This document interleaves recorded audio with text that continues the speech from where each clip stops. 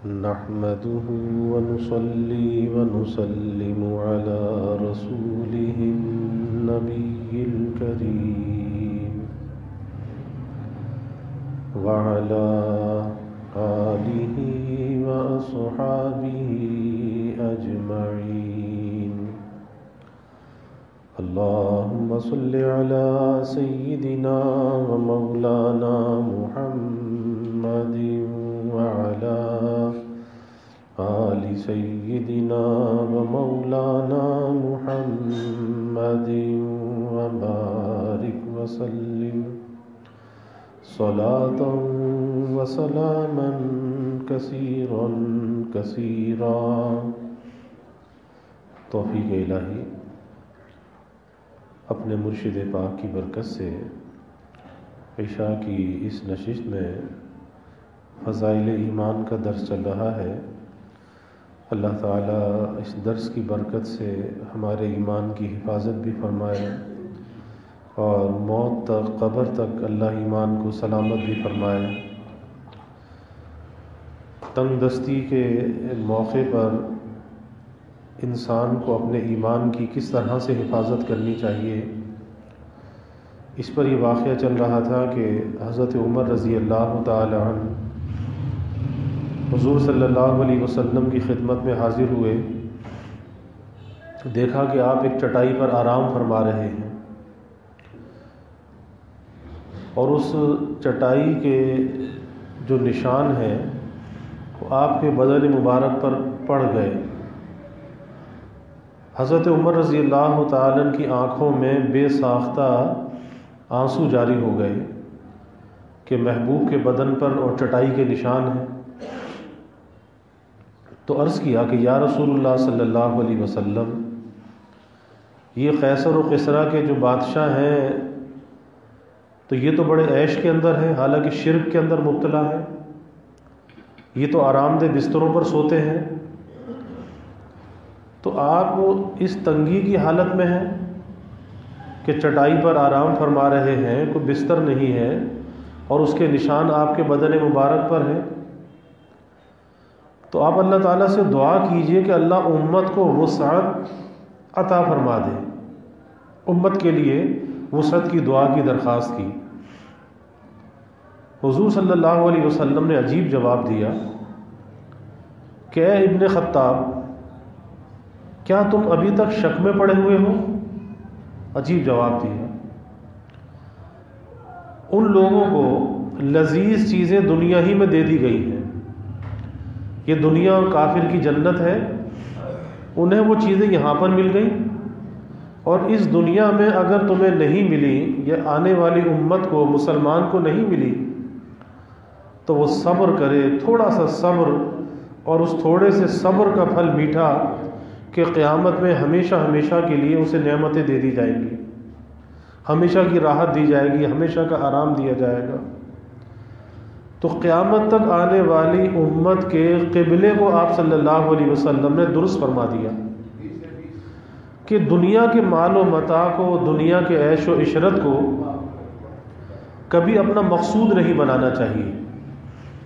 جیسی مل جائے، جیسا گزر بسر ہو جائے، بس شکر کے ساتھ دنیا کا سفر طے کر لینا چاہیے، اس امید پر کہ اگر یہاں عیش نہ ملا، یہاں راحت نہ ملی، لیکن وہاں تو وہ راحت ہمارا انتظار کر رہی ہے، وہاں تو جنت ہمارا انتظار کر رہی ہے، جنت کی نعمتیں انتظار کر رہی ہیں.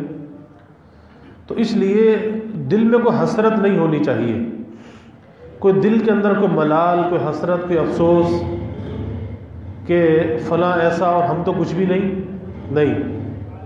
ہر حال میں اللہ تعالیٰ کی نعمتوں کو سوچ کر اللہ کی نعمتوں کا شکر گزار ہونا چاہیے.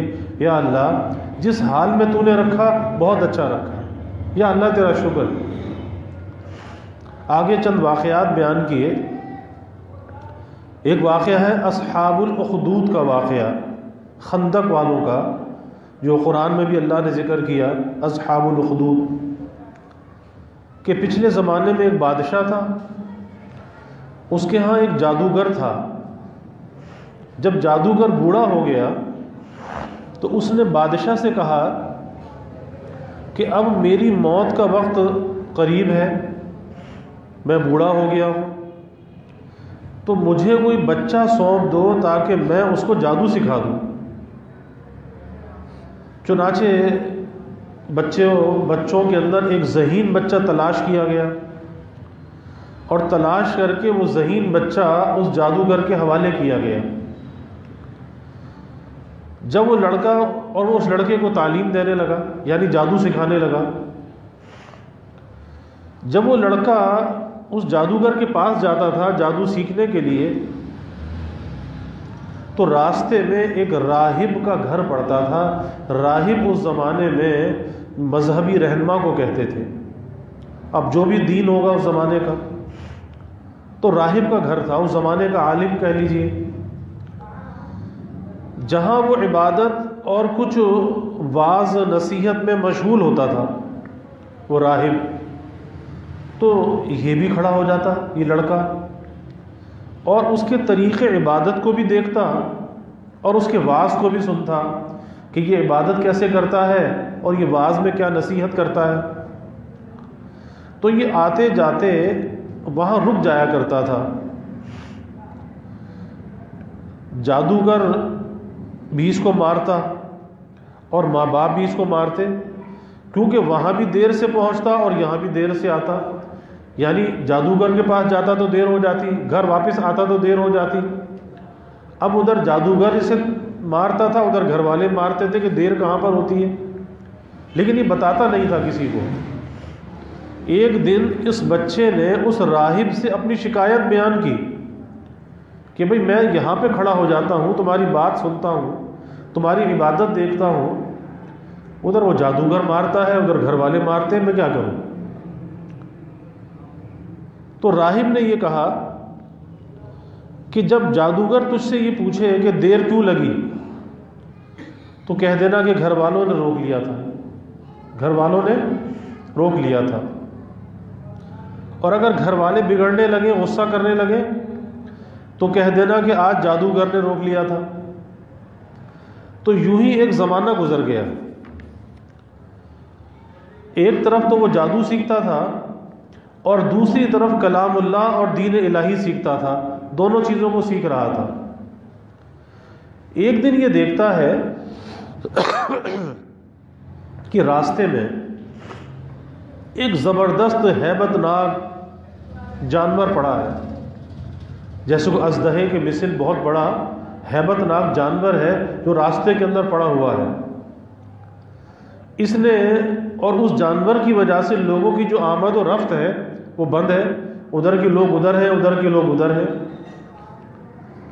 اب ادھر والے ادھر نہیں جا سکتے، ادھر والے ادھر نہیں جا سکتے، سب لوگ حیران اور پریشان کھڑے ہیں۔ اس لڑکے نے اپنے دل میں سوچا کہ آج موقع ہے کہ میں امتحان کر لوں کہ راہب کا دین خدا کو پسند ہے یا جادوگر کا۔ چنانچہ اس نے ایک پتھر اٹھایا اور یہ کہہ کر اس پر پھینکا کہ خدایا، اگر تیرے راہب کا دین اور اس کی تعلیم جادوگر کے امر سے زیادہ محبوب ہے، یعنی اللہ تیرے نزدیک اس راہب کا جو دین ہے اس جادوگر کے جادو سے زیادہ تجھے محبوب ہے، تو اس جانور کو اس پتھر سے ہلاک کر دے تاکہ لوگوں کو اس بلا سے نجات مل جائے۔ بس پتھر کا لگنا تھا، وہ جانور مر گیا، لوگوں کا آنا جانا شروع ہو گیا۔ پھر جا کر اس نے اس راہب کو خبر دی کہ آج میں نے ایسا امتحان لیا، آزمائش، تو جانور مر گیا، اطلاع دی۔ اس نے کہا کہ پیارے بچے، تو مجھ سے افضل ہے، یعنی اب تو دین سیکھ کر اس مرتبے پر پہنچ گیا کہ تو مجھ سے افضل ہے، اب خدا کی طرف سے تیری آزمائش ہوگی، اگر ایسا ہو تو کسی کو میری خبر نہ کرنا۔ اب اس بچے کے پاس حاجت مند لوگوں کا تانتا لگ گیا، اور اس کی دعا سے، اس بچے کی دعا سے مادرزاد، اندھے، کوڑی، جزامی اور ہر قسم کے بیمار اچھے ہونے لگے. اللہ نے وہ تاثیر دے دی. بادشاہ کا ایک نابینا وزیر تھا، اس کے کان میں بھی آواز پڑی تو وہ بڑے تحائف لے کر اس کے پاس آیا، تحفے لے کر بادشاہ کا وزیر اس بچے کے پاس آیا اور کہنے لگا کہ اگر تو مجھے شفا دے دے، نابینا تھا، تو یہ سب کچھ تجھے دے دوں گا. اس نے کہا کہ شفا میرے ہاتھ میں نہیں ہے. اس نے کہا کہ تو مجھے شفا دے دے تو یہ سارے تحفے تجھے دے دوں گا. اس بچے نے کہا کہ شفا میرے ہاتھ میں نہیں ہے، میں کسی کو شفا نہیں دے سکتا. شفا دینے والا تو اللہ وحدہ لا شریک لہ ہے. اگر تو اس پر ایمان لانے کا وعدہ کرے تو میں اس سے دعا کروں گا، وہ تجھے شفا دے گا، ورنہ میرے ہاتھ میں تو شفا نہیں ہے، میں تو شفا نہیں دے سکتا، میرے قبضے میں نہیں ہے. اس نے وزیر نے اقرار کر لیا. بچے نے اس کے لیے دعا کی، اللہ نے اس کو شفا دے دی. اب وہ بادشاہ کے دربار میں آیا اور جس طرح اندھا ہونے سے پہلے کام کرتا تھا کرنے لگا اور آنکھیں بالکل اس کی روشن تھی. تو بادشاہ نے بڑے تعجب سے پوچھا کہ تجھے آنکھیں کس نے دی؟ اس نے کہا کہ میرے رب نے. آنکھیں میرے رب نے؟ بادشاہ نے کہا ہاں، یعنی وہ سمجھا کہ یہ رب مجھے کہہ رہا ہے. بادشاہ یہ سمجھا کہ مجھے رب کہہ رہا ہے. تو بادشاہ نے کہا کہ ہاں، یعنی میں نے. وزیر نے کہا کہ جناب نہیں، میرا اور تیرا رب اللہ ہے. بادشاہ نے کہا اچھا، تو کیا میرے سوا تیرا کوئی اور بھی رب ہے؟ وزیر نے کہا کہ ہاں، میرا اور تیرا رب اللہ عز و جل ہے. اب اس نے اس کی مار پٹائی شروع کر دی وزیر کی، طرح طرح کی تکلیفیں ایذائیں پہنچانے لگا اور پوچھنے لگا کہ یہ بتا تجھے یہ تعلیم کس نے دی ہے کہ جب رب تو میں ہوں تو کون سے رب کو تو پکارتا ہے؟ کس نے یہ تعلیم دی ہے؟ آخر اس نے بتا دیا کہ اس بچے کے ہاتھ پر میں نے اسلام قبول کیا ہے. اس نے اسے بلوا لیا اور کہا اب تو تم جادو میں خوب کامل ہو گئے ہو. اس بچے سے بادشاہ کہہ رہا ہے.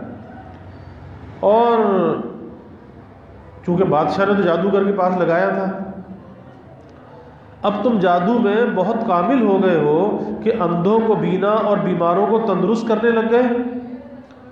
اس نے کہا کہ غلط ہے، نہ میں کسی کو شفا دے سکتا ہوں اور نہ جادو کسی کو شفا دے سکتا ہے. شفا اللہ عز و جل کے ہاتھ میں ہے. کہنے لگا ہاں، یعنی میرے ہاتھ میں ہے. بادشاہ کہنے لگا کیونکہ اللہ تو میں ہی ہوں. اس نے کہا کہ ہرگز نہیں. کہا کہ پھر کیا تو میرے سوا کسی اور کو رب مانتا ہے؟ کہنے لگا کہ ہاں، تیرا اور میرا رب اللہ ہے، وحدہ لا شریک ہے. اس نے اب اسے بھی طرح طرح کی سزائیں دینا شروع کی، یہاں تک کہ راہب کا پتہ لگا لیا کہ راہب جس نے اسے دین سکھایا ہے اس کا پتہ لگا لیا. راہب کو بلا کر اس سے کہا کہ تو اسلام کو چھوڑ دے اور اس دین سے پلٹ جا. اس نے انکار کیا تو اس بادشاہ نے آرے سے اسے چیر دیا، اس کے 2 ٹکڑے کر کے اسے پھینک دیا. پھر اس نوجوان سے کہا کہ تو بھی اپنے دین سے پھر جا. اس نے پھر انکار کیا تو بادشاہ نے حکم دیا کہ ہمارے سپاہی اسے فلاں فلاں پہاڑ پر لے جائیں، یعنی پہاڑ کی چوٹی پر لے جائیں اور اس بلند چوٹی سے پر پہنچ کر اس کو اپنے دین چھوڑ دینے کے لیے کہیں. اگر مان لے تو اچھا، ورنہ اس کو وہیں سے لڑکا دیں، پہاڑ کی چوٹی سے اسے لڑکا دیں. چنانچہ اس کے سپاہی اس کو لے چلے اور جب وہاں سے دھکا دینا چاہا، کہا کہ ہمارا دین قبول کر لے. اس سے کہا کہ اللہ وحدہ لا شریک ہے. اب جب اسے دھکا دینا چاہا، اس نے اللہ تعالیٰ سے دعا کی. کیا دعا کی؟ اللہم اکفینیہم بما شئت، خدایا جس طرح چاہے تو مجھے ان سے نجات دے۔ اللہ سے دعا کی، اللہم اکفینیہم بما شئت، اے اللہ جس طرح تو چاہے مجھے ان سے نجات دے۔ بس اس دعا کے ساتھ ہی پہاڑ ہلا اور وہ سب سپاہی لڑک گئے، صرف وہ بچہ بچا۔ یہ وہاں سے اترا اور ہنسی ہنسی پھر اس ظالم بادشاہ کے پاس آ گیا۔ بادشاہ نے کہا کہ یہ کیا ہوا، میرے سپاہی کہاں ہیں؟ فرمایا کہ میرے خدا نے مجھے ان سے بچا لیا۔ اس نے کچھ اور سپاہی بلوائے اور ان سے کہا کہ اسے کشتی میں بٹھا کر لے جاؤ اور بیچوں بیچ سمندر میں اسے لے جا کر ڈبو دو تاکہ واپس آنے کا کوئی راستہ ہی نہ ہو۔ یہ اسے لے کر چلے اور بیچ سمندر میں پہنچ کر جب سمندر میں پھینکنا چاہا، اس نے پھر وہی دعا کی، اللہم اکفینیہم بما شئت، کہ یا اللہ جس طرح چاہے مجھے ان سے بچا۔ بس ایک موج اٹھی اور وہ سپاہی سارے کے سارے سمندر میں ڈوب گئے اور یہ بچہ باقی رہ گیا۔ یہ پھر بادشاہ کے پاس آیا اور کہا کہ میرے رب نے مجھے ان سے بھی بچا لیا۔ اے بادشاہ، تو چاہے تمام تدبیریں کر ڈال لیکن مجھے تو ہلاک نہیں کر سکتا۔ ہاں، جس طرح میں کہوں اس طرح اگر تو کرے تو میری جان نکل جائے گی۔ اس نے کہا کہ کیا کروں؟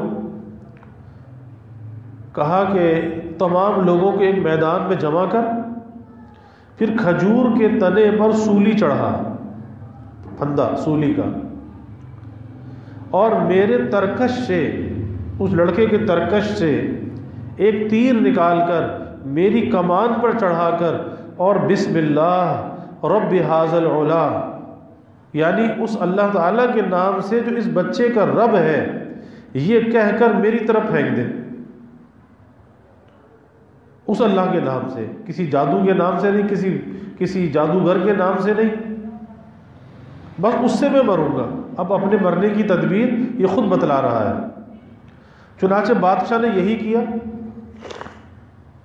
کہ تیر بچے کی کنپٹی میں لگا، اس نے اپنا ہاتھ اس جگہ رکھ دیا اور شہید ہو گیا۔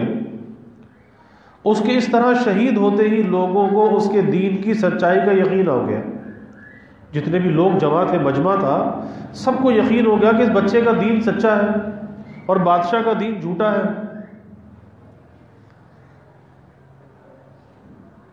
ہر طرف سے یہ آوازیں اٹھنے لگی کہ ہم سب اس بچے کے رب پر ایمان لا چکے۔ اس کی ایک جان گئی لیکن لاکھوں نے ایمان قبول کر لیا۔ یہ حال دیکھ کر بادشاہ کے ساتھی بڑے گھبرائے اور بادشاہ سے کہنے لگے اس لڑکے کی ترکیب ہم سمجھ ہی نہیں سکے، ہم تو سمجھے ہی نہیں اس نے کیا ترکیب چلی ہے۔ دیکھیے اس کا یہ اثر پڑا کہ تمام لوگ اس کے مذہب پر ہو گئے۔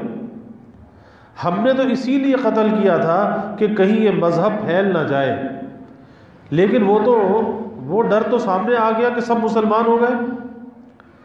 بادشاہ نے کہا کہ اچھا یہ کرو کہ تمام محلوں اور راستوں میں خندقیں کھدواؤ اور ان میں لکڑیاں بھرو اور ان میں آگ لگا دو۔ جو اس دین سے پھر جائے اسے چھوڑ دو، اس لڑکے کے دین سے جو پھر جائے اسے چھوڑ دو، اور جو نہ مانے اسے آگ میں ڈال دو۔ ان مسلمانوں نے صبر و سہار کے ساتھ آگ میں جلنا منظور کیا لیکن دین سے پھرنا منظور نہیں کیا، اور اس آگ میں کود کود کر گرنے لگے۔ البتہ ایک عورت جس کی گود میں دودھ پیتا چھوٹا سا بچہ تھا وہ ذرا جھجکی تو اس بچے کو خدا تعالیٰ نے بولنے کی طاقت دی اور اس نے کہا کہ اماں کیا کر رہی ہو، تم تو حق پر ہو، صبر کرو اور اس میں کود پڑو۔ اور واقعات میں یہ بھی آتا ہے، مولانا روم رحمۃ اللہ علیہ نے حکایت لکھی ہے کہ اس عورت سے کہا گیا کہ تو دین سے پھر جا ورنہ تیرے بچے کو اس آگ میں ڈال دیں گے۔ اس نے تھوڑا تذبذب کیا تو اس کے بچے کو اٹھا کے آگ میں ڈال دیا، پھر کہا کہ تو دین سے پھر جا۔ تو بچہ اندر سے کہتا ہے کہ ماں اپنے دین سے نہ پھرنا۔ اور تو بھی آگ میں چلی آ، یہ آگ تو گلے گلزار ہے۔ اب وہ عورت بھی آگ میں کود گئی، اس کو دیکھ کر اور لوگ بھی آگ میں کودنا شروع ہوئے۔ تو بادشاہ کہنے لگا کہ اے آگ تجھے کیا ہوا؟ کیا تیرے اندر سے جلانے کی جو تاثیر ہے وہ ختم ہو گئی کہ لوگ آگ میں کودے جاتے ہیں اور آگ انہیں جلاتی نہیں ہے؟ تو مولانا روم رحمۃ اللہ علیہ نے اس واقعے کو بیان کر کے فرمایا کہ آگ نے بزبان حال یہ کہا کہ بھائی میں تو وہی آگ ہوں، لیکن اپنے رب کے حکم سے میں کام کرتی ہوں کہ جس کے بارے میں رب کا حکم ہو اسے جلاتی ہوں، اور جس کے بارے میں حکم نہ ہو اسے میں نہیں جلاتی۔ اور ذرا تو میرے اندر آ کے دیکھ، اس بادشاہ سے کہا کہ تو میرے اندر آ کے دیکھ، پھر تجھے پتا چلے گا کہ میں جلاتی ہوں یا نہیں جلاتی۔ تو اس پر یہ بات چل رہی ہے کہ لوگوں نے اپنی جان پر کھیلنا تو گوارا کر لیا، مگر اپنے دین پر، ایمان پر کوئی آنچ نہیں آنے دی، اور اپنے ایمان کی سلامتی کے ساتھ اللہ کے حضور میں اپنی جان کو پیش کر دیا، لیکن اپنے ایمان کو بچا لیا۔ اسی طرح سے اور واقعات ہیں صحابہ کے، کہ صحابہ کے ساتھ بھی کیسے کیسے واقعات پیش آئے، لیکن صحابہ نے اپنی جان کا قربان کرنا تو گوارا کیا، لیکن اپنے ایمان پر آنچ نہیں آنے دی۔ اس لیے سبق یہی ہے کہ جان جاتی ہے تو جائے، لیکن ایمان پر ضرب نہ آئے، ایمان لے کے اللہ کے حضور میں چلے گئے، ہمیشہ کی راحت نصیب ہو جائے گی۔ اللہ ہمیں عمل کی توفیق عطا فرمائے۔ وآخر دعوانا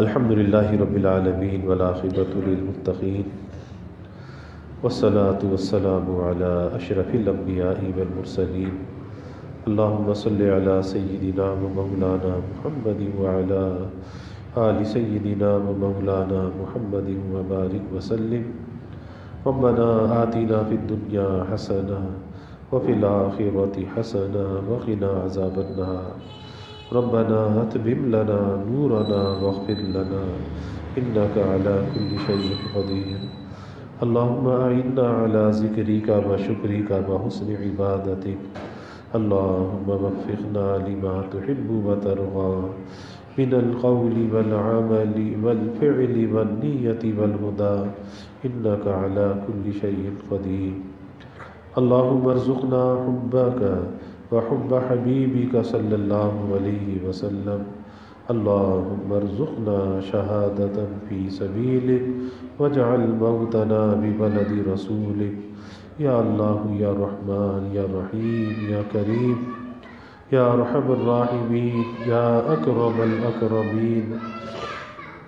یا اللہ ہمارے گناہوں کو معاف فرما، یا اللہ ہماری خطایا سے درگزر فرما، یا اللہ اپنی محبت معرفت عطا فرما، اپنی رضا والی زندگی یا اللہ نصیب فرما، اپنے رضا والے کاموں کی یا اللہ توفیق عطا فرما، اپنی مرضیات پہ چلنا آسان فرما، نامرضیات سے ہماری حفاظت فرما، ہمارے ایمانوں کی یا اللہ حفاظت فرما، یا اللہ ایمان کی نعمت جو بن مانگے عطا فرمائی، یا اللہ موت تک، قبر تک اس ایمان کو سلامت فرما، یا اللہ ہر گزرتے دن کے ساتھ، ہر گزرتے لمحے کے ساتھ ہمارے ایمان میں برکت اور ترقی عطا فرما، یا اللہ اپنے نبی کی تعلیمات پہ چلنے والا بنا، آپ کے طریقوں کی محبت عظمت ہمارے دلوں میں پیدا فرما، یا اللہ صحابہ کی، خلفائے راشدین کی، اہل بیت کی محبت اور عظمت دلوں میں پیدا فرما،